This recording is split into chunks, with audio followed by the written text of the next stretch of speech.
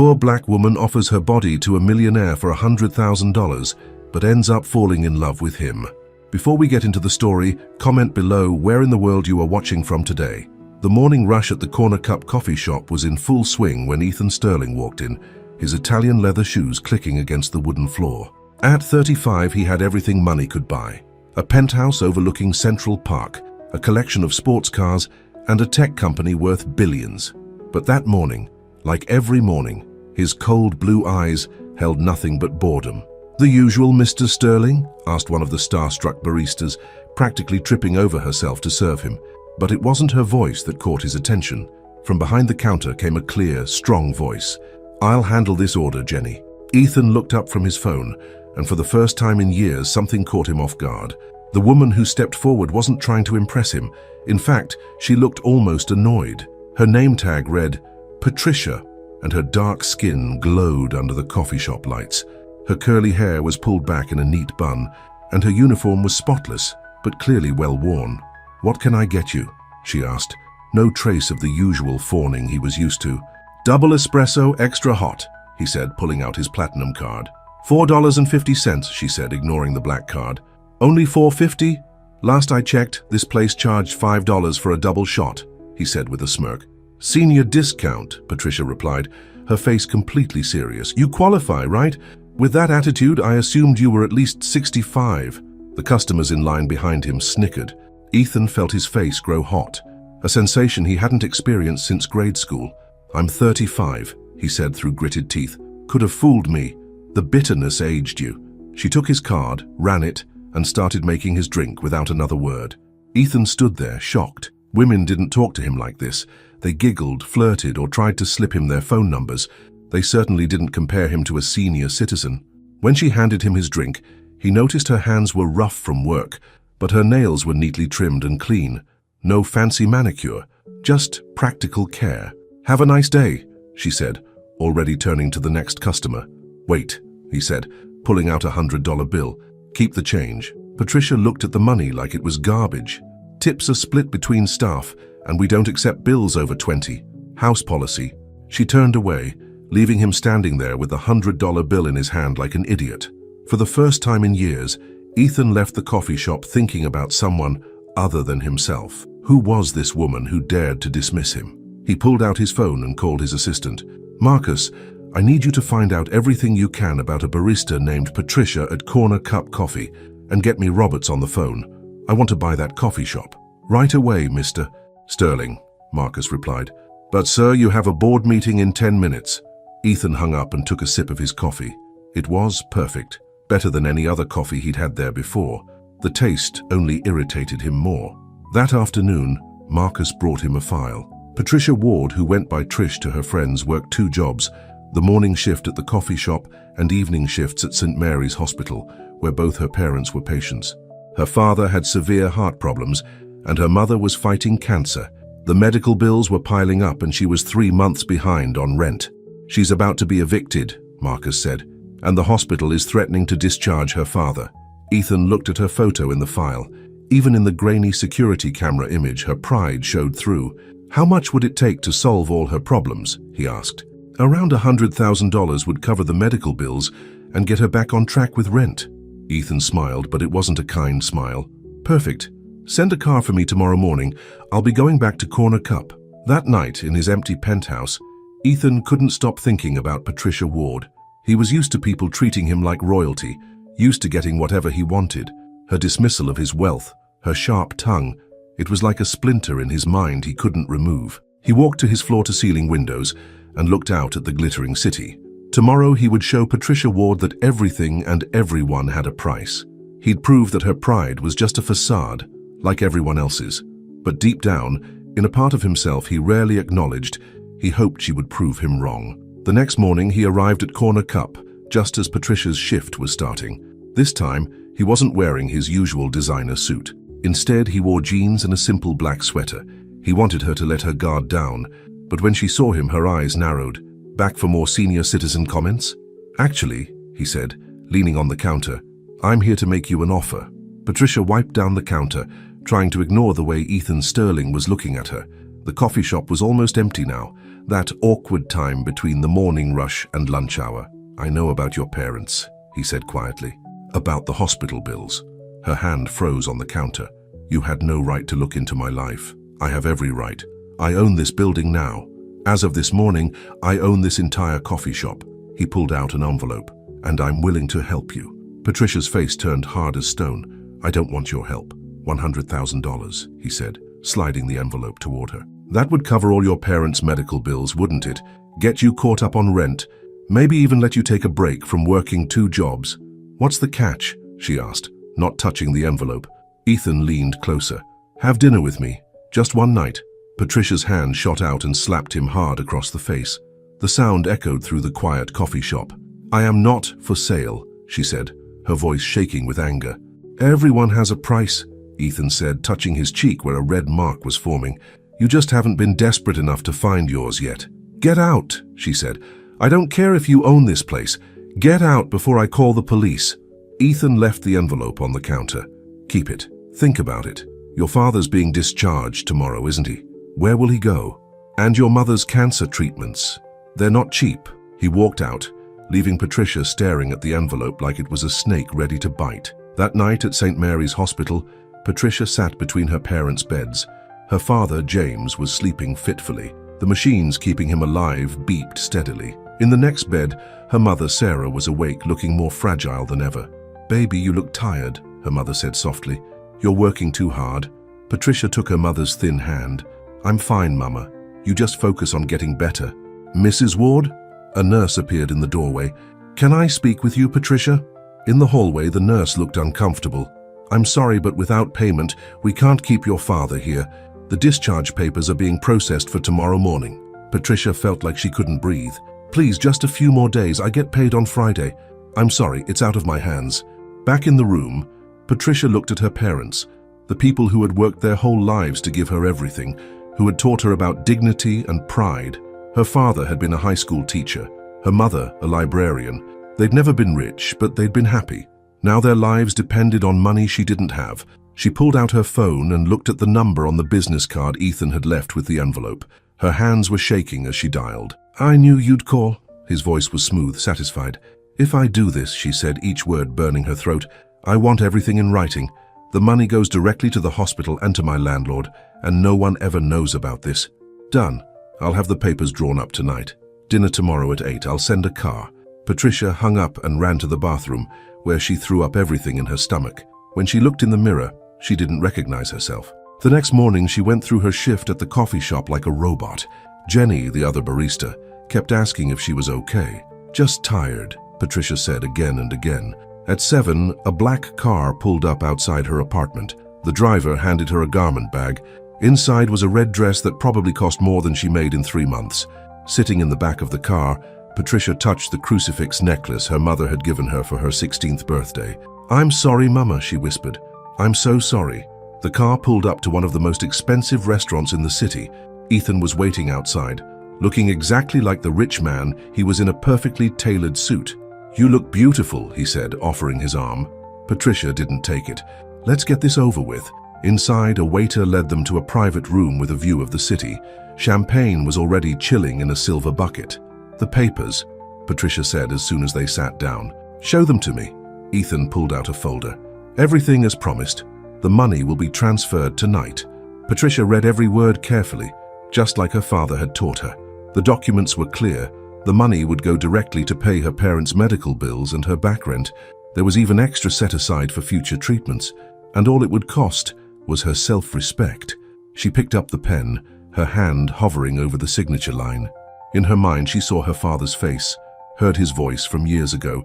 Your dignity is priceless, baby girl. Don't ever let anyone tell you different. The pen clattered to the table. I can't, she whispered, tears rolling down her face. I can't do this. My daddy taught me better than this. For the first time, Ethan's smug expression faltered. He looked at Patricia, really looked at her, and saw not just a beautiful woman, but a daughter trying desperately to save her parents while holding on to the values they had taught her. You really won't do it, will you? He asked softly. Even though it would solve all your problems? Patricia stood up, her chair scraping against the floor. Some problems aren't meant to be solved with money, Mr. Sterling. Some things really are priceless. She walked out of the restaurant, leaving Ethan sitting there with his contracts and his champagne. The night air hit her face, and she started sobbing, deep, wrenching sobs that came from her soul. She had no idea how she was going to save her parents now, but at least she could still look them in the eye. Ethan couldn't sleep that night. He paced his penthouse, still wearing his expensive suit from dinner, Patricia's words echoing in his mind. Some things really are priceless. For the first time in his life, throwing money at a problem hadn't worked. He walked to his bar and poured himself a drink, but didn't take a sip. Instead, he stared at his reflection in the window. "What kind of man have I become?" he whispered to himself. The next morning, he went to St. Mary's Hospital. Not to the main entrance, but to the service door, where he knew Patricia would be arriving for her evening shift. He waited in his car, watching as she walked up, her shoulders slumped with exhaustion. Before she could enter the building, he got out. "Patricia, wait." She turned, and the look of disgust on her face hit him like a physical blow. "Leave me alone, Mr. Sterling. Haven't you done enough?" "I'm sorry," he said, the words feeling strange in his mouth. He couldn't remember the last time he'd apologized to anyone. "What I did was wrong. Let me help. No strings attached." "I don't believe you," she said, turning away. "Please," he said, reaching for her arm. "Your father. Don't you dare talk about my father." She yanked her arm away. "You know what? You were right about one thing. I am desperate, but I'd rather watch everything fall apart than take help from someone like you." She went inside, leaving him standing there in the parking lot. But this time, her rejection didn't make him angry. It made him ashamed. Inside the hospital, Patricia tried to focus on her work, but her hands were shaking. She had just finished cleaning a room when her supervisor called her into the office. "Patricia, there's been a development with your parents' bills," the supervisor said. "They've been paid." Patricia felt her knees go weak. "What? How?" "Anonymous donor. Everything's been covered. Past bills, future treatments, even a private room for both of them." Patricia knew immediately who was behind it. She ran to her parents' room, where she found them being moved to a spacious private suite. Her father was awake, looking better than he had in weeks. "Baby girl," he said, reaching for her hand. "Did you see this room? They say we can stay as long as we need." Patricia felt tears in her eyes. "Daddy, I need to tell you something." She told them everything, about Ethan's offer, about almost taking it, about walking away. By the end, her mother was crying and her father's face was dark with anger. "You did the right thing, baby," her father said. "But this man, he has no right to play games with our lives." "James," her mother said softly, "maybe he's trying to make amends." Patricia left her parents arguing about it and went back to work. But everywhere she turned in the hospital, she saw signs of change. New equipment had appeared overnight. The children's ward had new toys. The waiting room had comfortable new chairs. A week passed. Patricia kept working both jobs even though she didn't need to anymore. She didn't trust Ethan's generosity to last. Then one morning, she arrived at Corner Cup to find him mopping the floor. "What are you doing?" she asked, stopping in the doorway. He looked up, his designer clothes replaced by jeans and a simple t-shirt. "Learning how to work," he said. "I've never actually done it before." "Is this some kind of joke?" "No joke." He leaned on the mop. "I've been thinking about what you said, about some things being priceless. I've spent my whole life thinking I could buy anything I wanted, but you showed me I was wrong." Patricia crossed her arms. "So what? You think mopping floors will make up for trying to buy me?" "No," he said quietly. "Nothing makes up for that, but I have to start somewhere." He went back to mopping. "By the way, I signed the coffee shop over to the employees yesterday. It's worker-owned now." "Congratulations, you're part owner." Patricia stared at him. "Why are you doing this?" "Because for the first time in my life, I met someone who made me want to be better." He looked at her with different eyes now, not calculating or arrogant, but honest. "I don't expect you to forgive me. I just want to prove that people can change." She watched him mop. He was doing it all wrong, leaving streaks on the floor. Without meaning to, she found herself smiling. "How you're terrible at this," she said, taking the mop from him. "Here, let me show you how it's done." For the first time since they'd met, Ethan smiled too. Not his usual smirk, but a real smile that reached his eyes. And as Patricia showed him how to properly mop a floor, something shifted between them. It wasn't forgiveness, not yet, but it was a start. Word spread fast about Ethan Sterling showing up at Corner Cup every morning to help with the opening duties. Even faster spread the rumors about why he was doing it. The tabloids had a field day. Billionaire tech CEO working as janitor, mental breakdown. One morning, Patricia arrived to find a crowd of reporters outside the coffee shop. Ethan was already there, calmly wiping down tables while camera flashes went off through the windows. "You don't have to be here," she told him as she tied on her apron. "This can't be good for your business." "My business is fine," he said. "I'm more worried about how this attention is affecting you." She was about to answer when the door chimed. A tall, elegant woman in her 60s walked in, her designer heels clicking on the floor Ethan had just mopped. Patricia recognized her immediately from magazine covers. Victoria Sterling, Ethan's mother. "Mother?" Ethan said, straightening up. "What brings you here?" Victoria's eyes swept over the coffee shop like she was examining a crime scene. "Really, darling, this has gone on long enough. The board is concerned. Your sister Charlotte is getting calls from all our friends. It's embarrassing." "I'm not embarrassed," Ethan said. "Well, you should be." Victoria turned to Patricia. "How much?" Patricia blinked. "Excuse me? How much to make you go away? Name your price." "Everyone has one." Ethan stepped between them. "Mother, stop. Don't be naive, Ethan. I've seen this 100 times. These women always want the same thing, money. So let's cut to the chase." She pulled out her checkbook. $1 million to disappear from my son's life. That's more than generous. Patricia felt like she'd been slapped. "Mrs. Sterling, I don't want your money." $2 million then." "Mother!" Ethan's voice was sharp. "Get out, now!" Victoria's perfectly made-up face hardened. "You're making a mistake, Ethan. This person, she's beneath you. Think of our family name." "I am thinking of it," Ethan said. "And I'm ashamed of it for the first time in my life." After Victoria stormed out, the coffee shop was silent except for the whir of the espresso machine. Patricia's hands were shaking as she tried to make drinks for the growing line of customers, all pretending they hadn't just witnessed the scene. "I'm sorry," Ethan said, coming behind the counter to help her. "I should have known she'd do something like this." "Is that what you really think of me?" Patricia asked quietly. "That I'm beneath you?" "No," he said firmly. "If anything, I'm trying to rise to your level."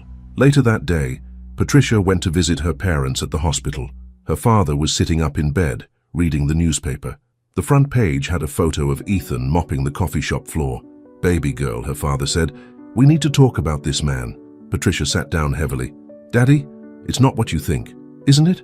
First he tries to buy you like property. Then he pays our medical bills without asking.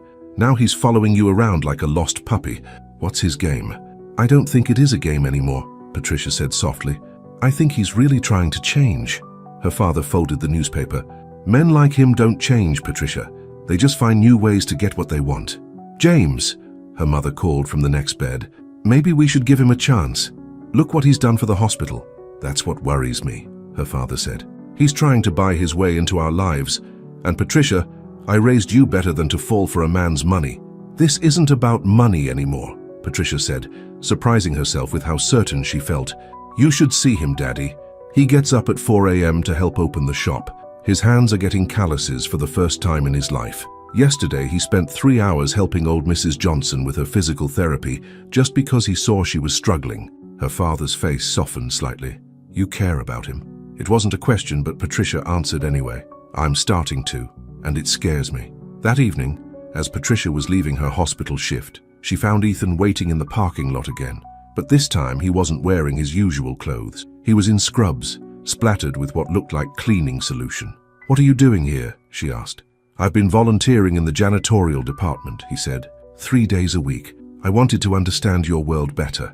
Patricia felt something warm spread through her chest. "You don't have to do all this." "I know," he said. "I want to. Patricia, I've spent my whole life thinking I was better than everyone else because I had more money. But working here, seeing what you and others do every day, it's opened my eyes. These people have more dignity in their little finger than I had in my whole body." He stepped closer, and for the first time, Patricia didn't back away. "I know I can never undo what I did," he continued, "but I'm trying to become someone worthy of knowing you, not because I want to buy you or impress you, but because you make me want to be better." Before Patricia could respond, her phone buzzed. It was a text from Jenny at the coffee shop. "Turn on the news now." Patricia pulled out her phone and opened a news app. Her heart dropped as she read the headline. "Sterling family scandal. Tech CEO's dark obsession with coffee shop worker exposed." The article had everything: his original offer, the hospital bills, even private details about her parents. And at the bottom was a quote from Victoria Sterling. This woman has been trying to trap my son from the beginning. She's nothing but a gold digger with a sob story. Patricia looked up at Ethan, her eyes filling with tears. Your mother did this. I'll fix it, he said quickly.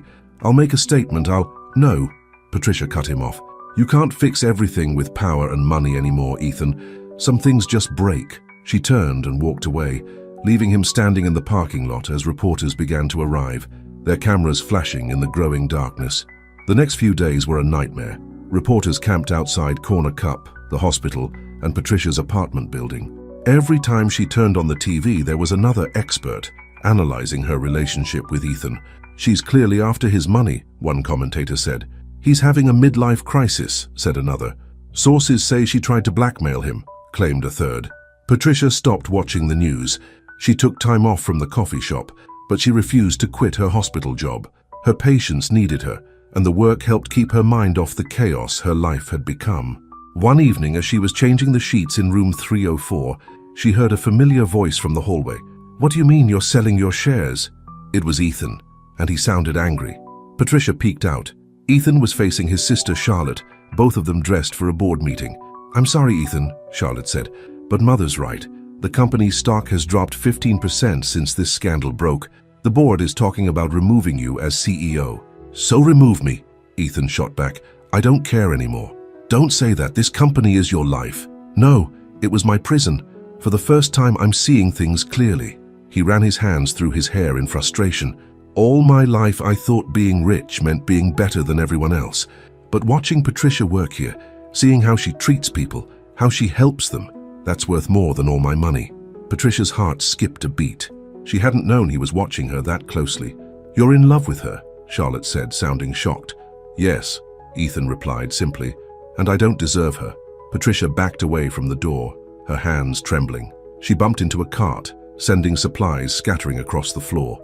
The noise brought Ethan and Charlotte running. Patricia, Ethan said, immediately dropping to help her pick things up. Are you okay? I'm fine, she said, not meeting his eyes. You shouldn't be here. Actually, Charlotte spoke up, I'm glad we ran into you. There's something you should know. Patricia looked up. Charlotte's face was serious. Our mother, Charlotte continued. She's planning something. I heard her on the phone with her lawyers. She's going to claim you manipulated Ethan into paying your parents' medical bills. She's trying to build a fraud case against you. She can't do that, Ethan exploded. I made those payments voluntarily. It doesn't matter, Patricia said quietly. The damage is already done. My reputation is ruined. I can barely go outside without being harassed. And now your mother wants to send me to jail. I won't let that happen, Ethan said firmly. You can't stop it, Patricia replied. Your mother was right about one thing. I am beneath you, not because of money, but because I was stupid enough to think this could work. She turned to leave, but Ethan caught her arm. Yesterday, I saw you sit with Mr. Rodriguez for 2 hours after his family couldn't make it to visit him. Last week, you spent your lunch break reading stories to the kids in pediatrics. The day before that, you helped Mrs. Thompson write a letter to her grandson because her hands shake too much to write herself. You think that makes you beneath me? Patricia felt tears forming in her eyes. Stop. No, I won't stop. You want to know what I see when I look at you? I see someone who has more class and dignity in one day than my whole family has had in generations. You're not beneath me, Patricia. I'm the one who needs to rise to your level. Charlotte cleared her throat. Ethan, the board meeting starts in 20 minutes. I'm not going, he said, not taking his eyes off Patricia. What? But they're voting on whether to keep you as CEO. Let them vote. I've made my decision. He pulled out his phone and dialed. Marcus, call a press conference right now in front of the hospital. An hour later, Patricia watched from a hospital window as Ethan stood before a sea of reporters. The media frenzy had drawn an even bigger crowd than usual. My name is Ethan Sterling, he began, and I've been living a lie. I thought being rich made me special. I thought everything and everyone had a price. Then I met someone who proved me wrong. He looked up at the hospital windows, and though Patricia knew he couldn't see her, she felt his gaze. I tried to buy her affection, he continued. I offered her money when she needed help. She turned me down and taught me about dignity instead. Yes, I paid her parents' medical bills. Yes, I've been working at a coffee shop and volunteering at this hospital. And yes, I'm in love with her. The reporters went wild, shouting questions. But this press conference isn't about her. Ethan raised his voice above the chaos. It's about me. Effective immediately, I'm stepping down as CEO of Sterling Tech. I'm also announcing the creation of the Ward Family Foundation, named after Patricia's parents. This foundation will help families struggling with medical bills. I'm funding it with half my personal fortune. Patricia's phone started ringing. It was her father. "Baby girl," he said when she answered. "Are you watching this?" "Yes, Daddy. Your mother's crying. She says maybe we were wrong about him." Patricia watched as Ethan continued his speech, announcing more plans to help the hospital and the community. He looked different up there, not like the arrogant billionaire she'd first met, but like someone who had finally found his purpose. "Maybe we were all wrong about him," she whispered. Victoria Sterling sat in her Manhattan penthouse, watching her son's press conference on a large flat-screen TV, her perfectly manicured nails dug into the leather armrest of her chair as she listened to Ethan announce he was giving away half his fortune. "This is unacceptable," she said into her phone. "I want her investigated. Every detail of her life, every skeleton in her closet. Nobody is this perfect. Find something we can use." In the hospital cafeteria, Patricia sat with her parents, who had been allowed to eat together for the first time since their treatments began. The TV mounted on the wall was replaying Ethan's press conference. "He gave up his company," her father said, shaking his head. "For you." "I never asked him to do that," Patricia replied, pushing her food around on her plate. "Maybe that's exactly why he did it," her mother said softly. She reached across the table and took Patricia's hand. "Baby, when your father and I first met, his family didn't approve of me either. They thought a librarian wasn't good enough for their son. That was different, Mama." "Was it?" Her father smiled. "Love is love, baby girl. Rich or poor, it hits you the same way." Before Patricia could respond, her phone buzzed with a text from Jenny at the coffee shop. "You need to see this now." Patricia pulled up the news on her phone and felt her heart stop. There was a photo of her from years ago in handcuffs. The headline read, "Sterling's new love has criminal past." "Oh God," she whispered. Her father grabbed the phone and read the article, his face getting darker with each word. "They're twisting everything around." The article detailed Patricia's arrest at age 19, when she had taken the blame for her best friend Lisa's shoplifting because Lisa was pregnant and couldn't risk going to jail. The charges had been dropped, but Victoria Sterling's lawyers had dug up the sealed records. Miss Ward's history of deception raises questions about her true motives in pursuing Ethan Sterling. The article quoted Victoria saying, "Patricia felt sick. I have to find Ethan before he sees this." But as she stood up, Ethan burst into the cafeteria. His tie was loose, his hair messy like he'd been running his hands through it. "Patricia," he said out of breath, "I just saw the article. Are you okay?" She stared at him. "You're not angry." "Angry? Why would I be angry?" "Because I never told you about the arrest." Ethan walked over and took her hands in his. "I don't care about that. I care that my mother is trying to hurt you to get to me." "Son," Patricia's father spoke up, "pull up a chair. I think it's time we all had a talk." Ethan sat down, still holding Patricia's hand. Her father studied him for a long moment. "You love my daughter?" he asked directly. "Yes, sir. More than anything." "Then you need to understand something. That arrest, that was Patricia protecting someone who needed help. That's who she is, always putting others first, even when it costs her everything." Ethan squeezed Patricia's hand. "I know. That's why I love her." Suddenly there was a commotion at the cafeteria entrance. Victoria Sterling walked in, followed by a team of lawyers and security guards. "Well, isn't this cozy?" she said, her voice dripping with sarcasm. "The happy family." "Mother, don't," Ethan warned, standing up. "I'm not here for you, darling." She turned to Patricia. "I've filed a lawsuit against you for fraud and defamation. My lawyers estimate the damages at $50 million. Patricia felt the room spin. "What? You manipulated my son into paying your family's medical bills. You turned him against his own family. You've damaged our company's reputation. Actions have consequences, my dear." "That's enough," Ethan's voice boomed through the cafeteria. "You want a lawsuit, Mother? Fine, I'll countersue you for slander. I'll tell everyone how you tried to pay Patricia to disappear, how you leaked sealed records to the press." "You wouldn't dare," Victoria hissed. "I'm your mother, and she's the woman I love. If you make me choose, you won't like my choice." Victoria's face went pale. She looked around the cafeteria, suddenly aware that patients and staff were recording everything on their phones. "This isn't over," she said, turning to leave, but she stopped and looked back at Patricia. "You think you've won? Wait until you see what it really means to be a Sterling. The press will follow you everywhere. Every mistake you've ever made will be front-page news. Your whole life will be under a microscope. Ask yourself, is my son really worth all that? After she left, the cafeteria erupted in whispers. Patricia felt overwhelmed. Everything was happening too fast. I need some air, she said, pulling her hand from Ethan's. She ran to the hospital's rooftop garden, her secret place when things got too hard. But this time she wasn't alone. Ethan followed her. Patricia, wait. Whatever you're thinking, don't let my mother get in your head. She's right though, Patricia said, turning to. Look at what's already happened. My arrest is all over the news. People are calling me a gold digger. Your company is suffering. Your family is falling apart. I don't care about any of that. But I do. She wiped away tears. I was raised to stand on my own 2 feet, to never let anyone fight my battles for me. But being with you means everyone will always question my motives. They'll always see me as the poor girl who trapped a rich man. Ethan stepped closer. Then let them talk. We know the truth. Do we? Patricia looked out over the city lights. When we met, you thought I was beneath you. Now you've given up everything to prove I'm not. That's not healthy, Ethan. That's not real. You're wrong, he said softly.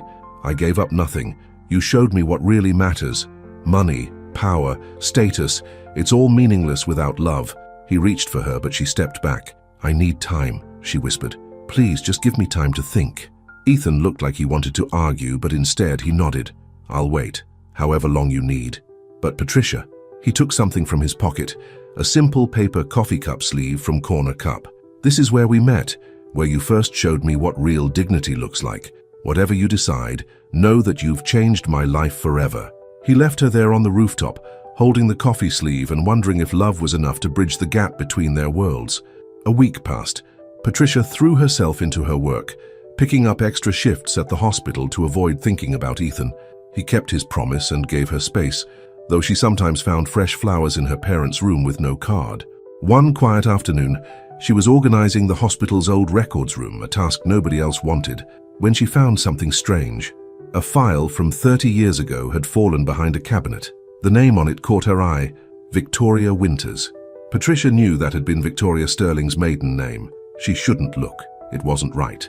But after everything Victoria had done to her, she opened the file. What she read made her sink to the floor in shock. It can't be, she whispered. The file showed that 30 years ago, Victoria Winters had been a nurse's aide at St. Mary's Hospital. She had fallen in love with a wealthy patient, Robert Sterling, Ethan's father. But the most shocking part was a letter of recommendation from her supervisor, praising Miss Winters' dedication to caring for Mr. Sterling during his recovery. Victoria Sterling, the woman who looked down on everyone, had once been just like Patricia. Looking for something? Patricia jumped. Charlotte Sterling stood in the doorway looking at the file in Patricia's hands. Charlotte, I'm sorry, I shouldn't have. You found out Mother's secret. Charlotte came in and closed the door. That's why she hates you so much, you know. You remind her of who she used to be. Does Ethan know? Charlotte shook her head. Mother buried her past when she married Father, changed her accent, her clothes, even the color of her hair. She turned herself into the perfect society wife. The only ones who know are me and her lawyers. Why are you telling me this? Because I'm tired of the lies. Charlotte sat down next to Patricia. Mother's lawsuit isn't really about you. It's about her fear that everyone will discover her humble beginnings. That's why she's fighting so hard to keep you away from Ethan. Just then, Patricia's phone rang. It was her mother, and she sounded scared. Baby, you need to come quick. Your father. Patricia ran to her father's room, still clutching Victoria's file. She found her mother crying and her father's bed empty. Where is he? Emergency surgery, her mother sobbed. His heart. They say he might not make it this time. The next hours were a blur. Patricia and her mother sat in the waiting room, holding hands and praying. Around midnight, the doctor came out looking grave. He needs a specialized procedure, the doctor explained, but it's experimental. Her insurance won't cover it. How much? Patricia asked. $300,000. Patricia felt her world spinning. Even with her coffee shop ownership and hospital salary, she could never afford that. I'll pay for it. Everyone turned. Victoria Sterling stood there, still elegant in her designer suit despite the late hour. Mrs. Sterling? Patricia stood up. Why would you? Because 30 years ago I was you, Victoria said quietly. She looked different somehow, older, more human. I was poor, working 2 jobs, and in love with a man everyone said was out of my reach. She walked closer, her heels clicking on the hospital floor. "I saw you found my file. That's why I came. I've spent so long trying to forget that girl I used to be. The girl who fell in love with a patient, who dared to dream above her station." "What happened?" Patricia asked softly. "I got my fairy tale ending, but the price..." Victoria's perfectly composed face cracked slightly. "The price was losing myself. Every day I had to prove I belonged in Robert's world. Every party, every charity event, every board meeting, I had to be perfect. Eventually, I became this person who looks down on anyone who reminds me of who I used to be." She turned to Patricia's mother. "I'll pay for the surgery. No strings attached. Not for Patricia or Ethan, but because 30 years ago, someone gave me a chance at love. It's time I did the same." Before anyone could respond, Ethan appeared in the doorway. He had obviously run there, his tie was gone and his shirt was wrinkled. "Patricia, Jenny called me about your father. I came as soon as..." He stopped, seeing his mother. "What are you doing here?" Victoria straightened her shoulders. "It's time you knew the truth, darling, about who I really am, about why I fought so hard against your happiness." As Victoria told her story, Patricia watched Ethan's face change, from shock to understanding to something like compassion. When Victoria finished, the waiting room was silent, except for the distant beeping of hospital machines. Finally, Ethan spoke. "All these years you've been ashamed of your past. Mother, your story doesn't make me think less of you. It makes me proud." Victoria's careful makeup couldn't hide her tears. "I was wrong about so many things, about Patricia, about love, about what really matters." Just then, the doctor returned. "Mr. Ward is out of surgery. The next 24 hours will be critical, but he's stable." Patricia's mother burst into tears of relief. Victoria reached out and took her hand. "Come," Victoria said. "I'll show you where to get decent coffee in this place. Heaven knows I spent enough nights here myself once upon a time." As the two older women walked away, Ethan turned to Patricia. "I know you asked for time, but I need to say something. Ethan, I love you, not because you're perfect, but because you're real. You're the most real thing in my world." He took her hands in his. "Whatever happens with my mother, with the company, with anything, none of it matters if I don't have you." Patricia looked at their joined hands, his now calloused from work, hers strong from years of caring for others. "Your mother was right about one thing," she said softly. "Love does cost something, but maybe the price isn't losing yourself. Maybe it's finding out who you really are." She leaned forward and for the first time kissed him. In the quiet hospital waiting room, with her father fighting for his life and his mother finally facing her past, Patricia and Ethan found their truth. Sometimes love doesn't bridge the gap between two worlds. Sometimes it creates a whole new world instead. The morning newspaper's headline read, "Sterling family scandal deepens. Victoria Sterling's humble origins revealed." Someone had leaked Victoria's past to the press. "It wasn't me," Patricia said, sitting with Ethan in his office. He'd moved out of the Sterling Tech building and into a small space above Corner Cup. "I would never..." "I know," Ethan said, reading the article. "This has my cousin Richard's fingerprints all over it. He's trying to take control of the company while everything's in chaos." Patricia picked up her coffee cup. They still used Corner Cup mugs, even in the office. "Will this hurt your mother?"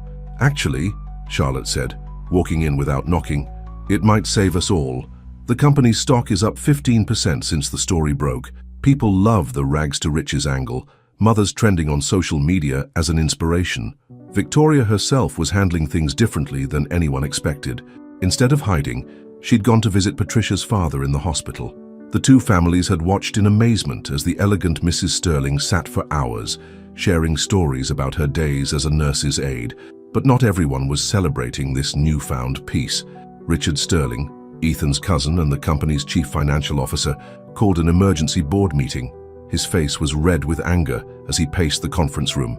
"This is a disgrace," he shouted. "First Ethan throws away his position for some cleaning lady. Then we find out Aunt Victoria was one herself. The Sterling name used to mean something." "It still does," Ethan said calmly. "It means we value people for who they are, not what they own." "You naive fool," Richard sneered. "While you've been playing poor little rich boy, I've been digging, and I found something very interesting about your girlfriend's friend Lisa, the one she got arrested protecting all those years ago."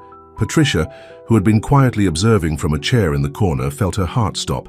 Richard pulled out a file. "Seems Lisa didn't just shoplift that one time. She had a whole scheme going. And guess who helped her move the stolen merchandise?" "That's a lie," Patricia said, standing up. "Lisa was pregnant and desperate. It was one time." Really? Richard tossed photos across the table. Then explain these. The photos showed a young Patricia carrying boxes into a warehouse. More photos showed Lisa selling clothes with security tags still attached. I didn't know, Patricia whispered. Lisa told me those boxes were donations for a women's shelter. Save it, Richard said. I've already sent copies to the police. They're reopening the case. Conspiracy, organized retail theft, those are felony charges. You can't do this. Ethan stood so quickly his chair fell over. I already did. Face it, cousin. Your little romance is over. Patricia's going to jail and you're going to lose everything you have left trying to save her.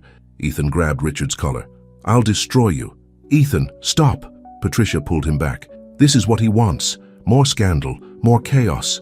Victoria, who had been silently watching, suddenly spoke up. Richard, dear, you forgot something. What's that, Aunt Victoria? I wasn't just any nurse's aide. I worked in the hospital's records room, and I remember a certain nephew who came to me 20 years ago, begging me to make his DUI records disappear. She smiled coldly. I wonder what the board would think about that, or about the gambling debts you've been paying with company money. Richard's face went white. You're bluffing. Try me. Victoria stood, every inch the society queen, despite the revelations about her past. I may have started at the bottom, but I learned every dirty secret in this family on my way to the top. Don't test me, Richard. Richard stormed out, but everyone knew this wasn't over. He had too much to lose to give up now. Later that night, Patricia sat with Lisa in a small diner. Her old friend looked tired, her once bright eyes now dull with guilt. I'm so sorry, Patricia, Lisa cried. I never meant for you to get caught up in all this. I was desperate back then. My baby was coming, and I had nothing. Why didn't you tell me the truth? Because you were the only good thing in my life. The only person who ever helped me without wanting something in return. Lisa wiped her eyes. And now look what I've done to you. Patricia reached across the table and took her friend's hand. We'll figure this out, but I need you to tell me everything. No more secrets. As Lisa talked, Patricia felt her world shifting again. The scheme had been bigger than she'd imagined. More people were involved, including some who were now powerful figures in the city. When she got back to the hospital to check on her father, she found Ethan waiting. I heard everything, he said. Lisa called me after you left the diner. We have proof that Richard was involved in the stolen merchandise scheme. He was laundering money through it. What?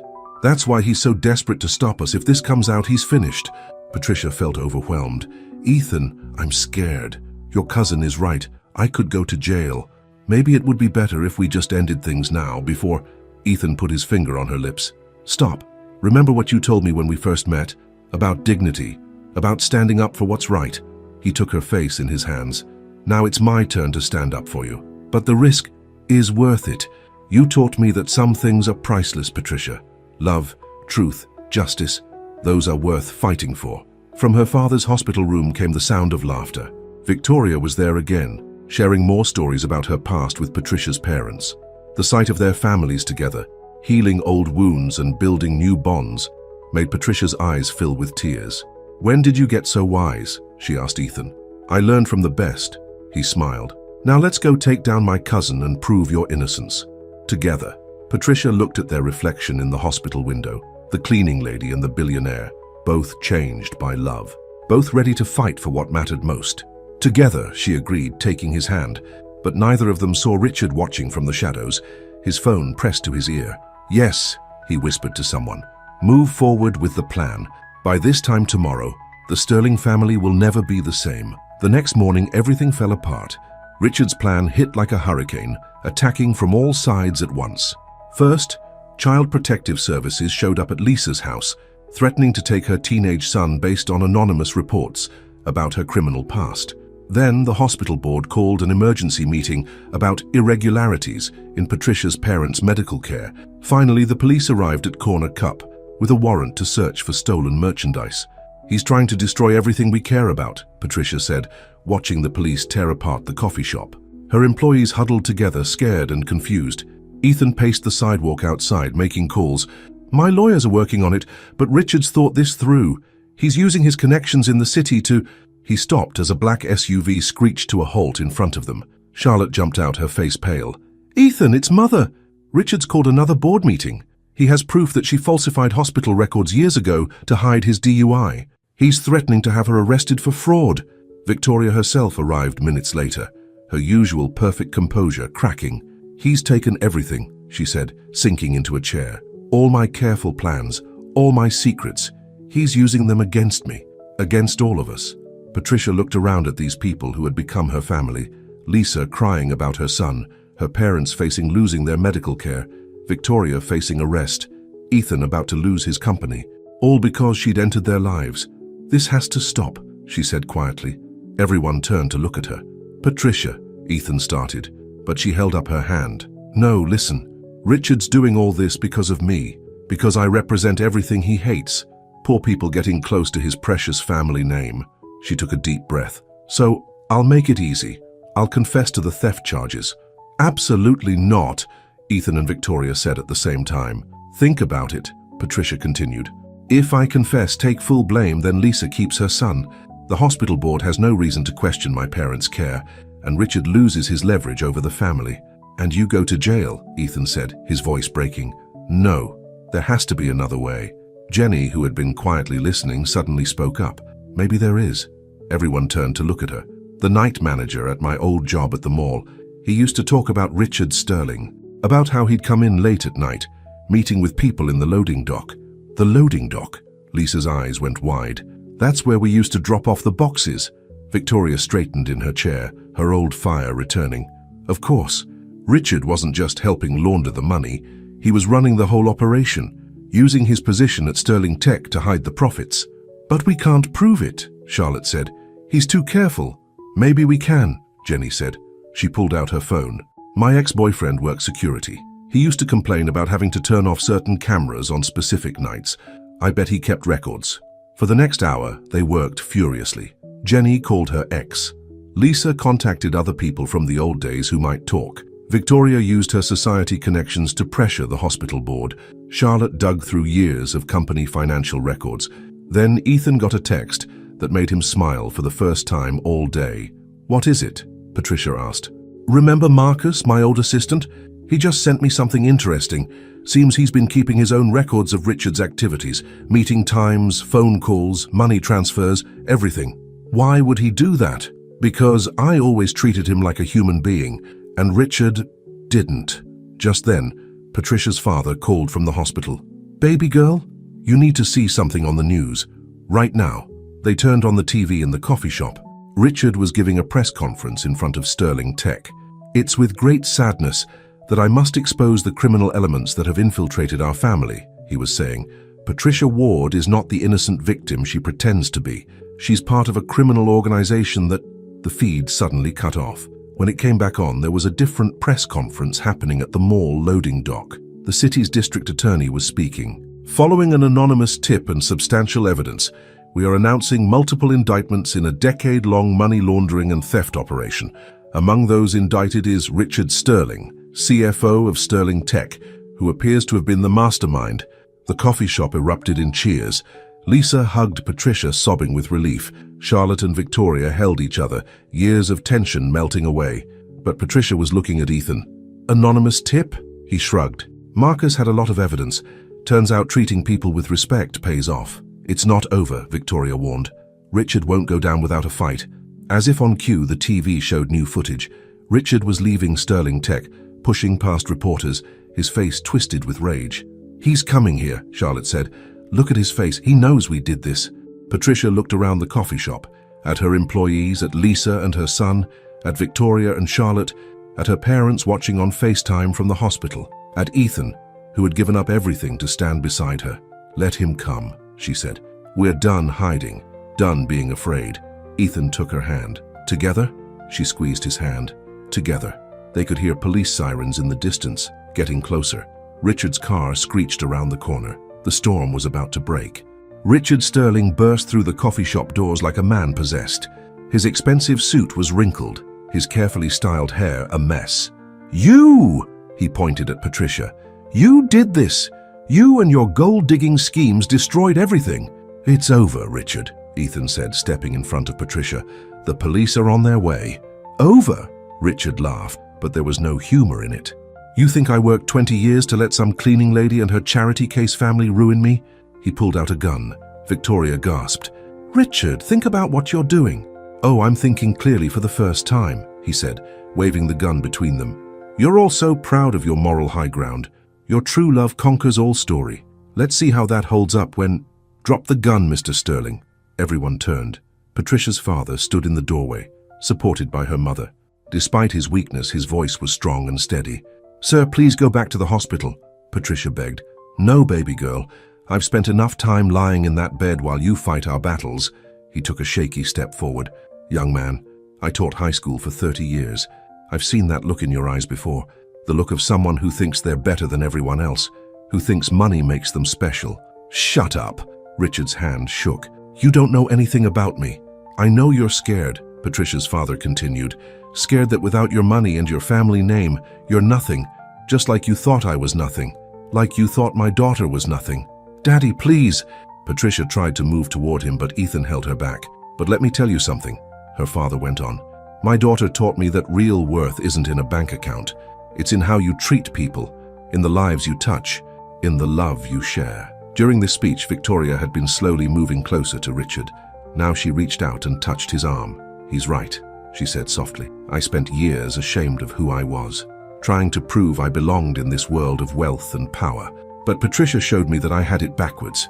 It's not about belonging in their world. It's about creating our own. A world where what matters isn't what you own," Charlotte added, "but who you are." Richard's hand trembled harder. "You're all fools. Love doesn't pay the bills. Love doesn't give you power." "No," Patricia said, "but it gives you something better. It gives you family." She looked around the coffee shop. Her employees stood together, supporting each other. Lisa held her son close. Her parents leaned on each other, tired but unbowed. Victoria and Charlotte, no longer bound by pretense, and Ethan, who had given up everything only to gain something more precious. "That's what you never understood, Richard," Ethan said. "The price of love isn't what you lose, it's what you gain." Police sirens wailed outside. Red and blue lights flashed through the windows. "It's your choice," Patricia said gently. "Keep fighting alone, or learn to be part of something bigger than yourself." For a moment, no one moved. Then, slowly, Richard lowered the gun. As the police led him away, he looked back at them. "I don't understand," he said, sounding lost. "How did you all choose love over money, over power?" "Because," Victoria said, "some things really are priceless." The next few weeks were a whirlwind. Richard's arrest made headlines, but so did the story of how a diverse group of people came together to expose his crimes. Sterling Tech's board, impressed by how Ethan and Charlotte handled the crisis, asked them to return as co-CEOs. Patricia's parents continued to improve. The hospital, touched by their story, offered Patricia a position developing a new patient support program. The coffee shop thrived, now famous as the place where love conquered greed. One quiet morning, before the coffee shop opened, Patricia found Ethan mopping the floor, properly this time. "You don't have to do that anymore," she said. "You're a CEO again." "I want to," he replied. "It reminds me of when I first started to change, to see what really matters." Patricia picked up another mop and worked beside him. "Your mother visited my parents again yesterday. They played cards for hours." "She's different now," Ethan said. "Happier, free to be herself." They worked in comfortable silence until the floor gleamed. Then Ethan took both mops and set them aside. "I've been thinking," he said, taking Patricia's hands in his, "about what we learned through all this, about the true price of love." "And what is it?" she asked softly. "Courage. The courage to be yourself, to trust someone else with your heart, to fight for what matters." He got down on one knee. "Patricia Ward, you taught me that love isn't a transaction, it's a gift. Will you give me the gift of being my wife?" The ring he held out wasn't flashy or expensive. It was his grandmother's. Victoria had given it to him, saying it was from her nursing days, before wealth and status took over her life. Patricia looked at the simple ring, then at the man she loved, a man who had learned to see beyond money to what truly mattered. "Yes," she whispered, 1,000 times yes. The morning sun streamed through the coffee shop windows as they kissed. Outside, the city was waking up. Their families would soon arrive for the daily breakfast gathering that had become their tradition. Life wasn't perfect, but it was real. In the end, love had cost them many things: pride, pretense, fear. But what they gained was beyond price: understanding, acceptance, family, and a truth that would guide them forever. Sometimes the greatest wealth isn't what you have, but who you become when you dare to love.